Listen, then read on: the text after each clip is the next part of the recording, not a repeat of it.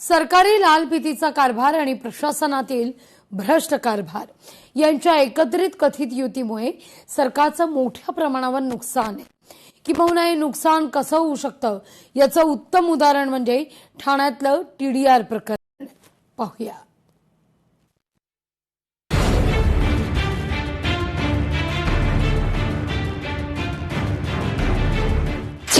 2800 कोटींच्या TDR प्रकरणी one विभाग अनुत्तरी। ठाण्यातील 193 एकर जमिनीचं वादग्रस्त प्रकरण।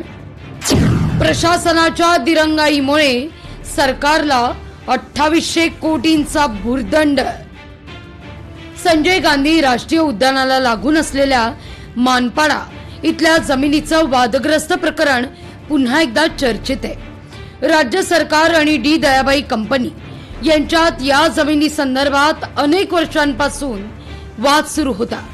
यामध्ये 100 एकर जमिनीवर ठाणे महानगरपालिकेनं विविध प्रकारचं आरक्षण टाकलं। हे प्रकरण आधी उच्च न्यायालयात आणि नंतर सर्वोच्च न्यायालयात गेलं। या क्षेत्रावर वन विभागानं आपला दावा सांगितला, पण या संदर्भात सर्वोच्च न्यायालयात विशेष अनुमती याचिका दाखल करण्यास वन विभागानं दिरंगाई केल्यामुळे मूळ वन विभागाच्या जमिनीच्या मोबदल्यात 2800 कोटींचा TDR आता ठाणे महापालिकेला डी दयाबाई या खासगी कंपनीला द्यावा लागणार आहे। या व्यवहारामध्ये प्रशासन आणि खासगी कंपनीचं असलेलं साटलोटं उघडकीस आणण्याकरता लोकशाही मराठीनं मोहीम राबवली आहे। खुद्द ठाणेकरांनी या बेकायदेशीर व्यवहाराबद्दल आवाज उठवला।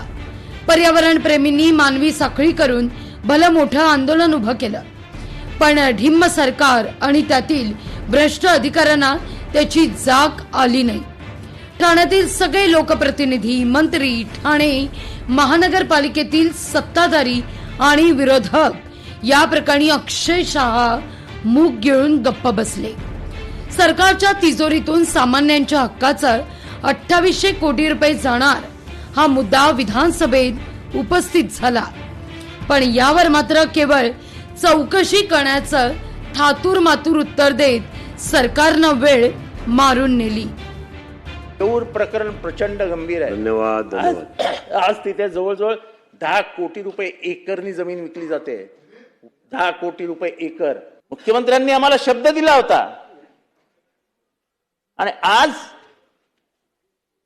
या इथे भाषण करण्याच्या आधी गेले महिनाभर माननीय महसूल मंत्र्यांशी बोलून महसूल मंत्र्यांनी मला शब्द माहित नाही आता ते इथे येऊन काय घोषणा करतात की जितेंद्र एवढं सगळं जर होत असेल तर आपण ह्याच्यावर SIT लावायला हवी, असं त्यांचं स्वतःचं मत आहे आणि माझी मागणी आहे ह्याच्यावर SIT। ठाण्यातील 2800 कोटींच्या TDR प्रकरणी न्यायप्रविष्ट हे सगळं प्रकरण असताना सुरुवातीपासून लोकशाही मराठीनं प्रशासनाला या संदर्भातला थेट जाब विचारला। त्यावर ठाण्यातील सर्वपक्षीय लोकप्रतिनिधी आणि मंत्री यांनी ठाणे पालिकेतून दिला जाणाऱ्या TDRचा भुर्दंड सहन करावा लागणार नाही असे दावे केले होते। मात्र हे दावे केवळ कथित स्वरूपाचे असल्याचं आता स्पष्ट झालंय। याचं कारण वन विभाग आणि महाराष्ट्र सरकारच्या विधी आणि न्याय विभागाकडून ठाणे TDR प्रकरणी जो पत्रव्यवहार ज्या गतीनं करायचा होता तो झालाच नाही, अशी लोकशाही मराठीच्या सूत्रांची माहिती आहे। सरकारनं यात वेळकाढूपणा केल्याचा आरोप विरोधकांनी केलाय। सरकारनं सुप्रीम कोर्टात जाऊन वन जमिनीला सरकारच्या ताब्यात घेणं ही सरकारची जबाबदारी आहे, पण सरकार मुद्दामून सुप्रीम कोर्टात जाणार नाही असा दावा नाना पटोले यांनी केलाय। सरकारने या गोष्टीला सुप्रीम कोर्टात जाऊन, कारण की ती वनजमीन आहे आणि त्या वनजमिनीला कुठल्याही परिस्थितीत हे सरकारच्या ताब्यात घेणं हे शासनाची जबाबदारी आहे, पण सरकार मुद्दामून सुप्रीम कोर्टात चाललेलं नाही आणि ते बिल्डरच्या घशामध्ये ही प्रॉपर्टी टाकायच्या मूडमध्ये आहे। आम्ही विधानसभेत हा मुद्दा उपस्थित करू। वन विभागानं यात अधिक लक्ष घालण्याची आवश्यकता असल्याची भूमिका ठाण्यातील आमदार निरंजन डावखरे यांनी मांडली आहे। फॉरेस्ट आमचं किती नुकसान होणार आहे। जे संजय गांधी नॅशनल पार्क हे मुंबई ठाण्यासाठी एक लंग्स म्हणून काम करतात, त्याच्यावरती किती परिणाम होणार आहे या संदर्भातली सगळी प्रश्न ही प्रशासनाकडनं येणं हे निश्चितपणे लोकांना अपेक्षित आहे आणि प्रशासनाने त्याची उत्तरं द्यावी.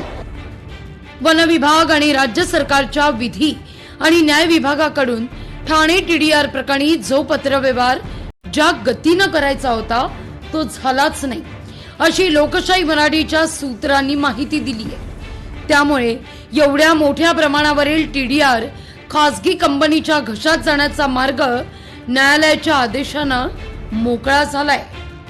जवळजवळ आता 2800 कोटी रुपयाची व्हॅल्यू कुठनं काढली मला माहिती नाही, पण 97 एकर ती लँड आहे. तो मालक जो आहे डायाभाई, त्यांनी कोर्टाकडे मागणी केली आणि कोर्टानं त्याची मागणी मान्य केली आणि महापालिकेला त्यांना टीडीआर देण्यास आता ऑर्डर केलेली आहे. म्हणजे सुप्रीम कोर्टानं पण केली होती, आता परवा हायकोर्टानं पण केलेली आहे.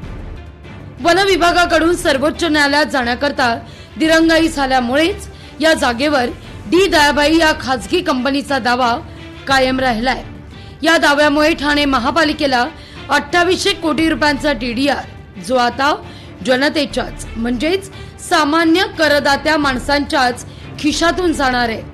ठाणे महापालिकेचा अर्थात सामान्य माणसांचे हक्काचे पैसे एका खासगी कंपनीला एवढ्या मोठ्या प्रमाणावर जाणार असताना सगळ्यांचंच मौन का, याचं उत्तर शोधण्याचा प्रयत्न लोकशाही मराठीनं सतत केलाय. पण गेंड्याची कातडी पांघरलेल्या सरकारला यावर कोणतीही प्रतिक्रिया द्यायची नाहीये. सरकार लोकांप्रती असलेली जबाबदारी झटकण्याचा प्रयत्न करतंय. सरकार झोपी गेल्याचं सोंग घेऊन बसलंय. असं असलं तरी लोकांच्या प्रश्नांना सातत्यानं आवाज उठवण्याची सामाजिक जबाबदारी म्हणून लोकशाही मराठी यावर आवाज बुलंदच करेल.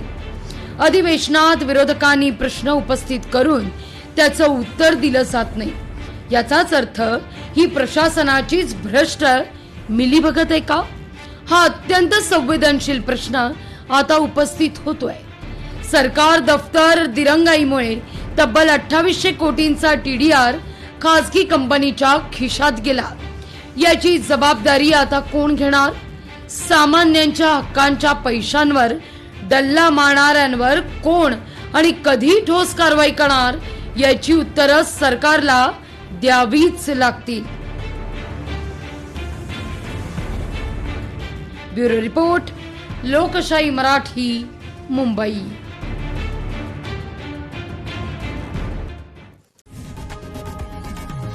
लोकशाही मराठी ऐका, पहा, जागरूक रहा.